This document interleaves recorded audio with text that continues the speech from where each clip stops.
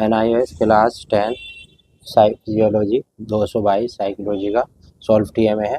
पहला क्वेश्चन है और उसका आंसर है। इसकी PDF भी अवेलेबल है फ्री ऑफ कॉस्ट, तो आप मुझसे हासिल कर सकते हैं।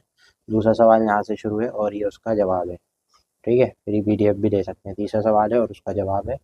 और इसके बाद क्वेश्चन आप लिखेंगे ब्लैक पेन से और आंसर लिखेंगे ब्लू पेन से। ठीक है, चौथा सवाल है, उसका A पार्ट है और ये उसका पूरा आंसर है। ठीक है, उसके बाद अगला सवाल शुरू हो जाता है ये, और उसके बाद ये उसका आंसर। पांचवा सवाल है, ये उसका जवाब है पांचवें सवाल का। ठीक है,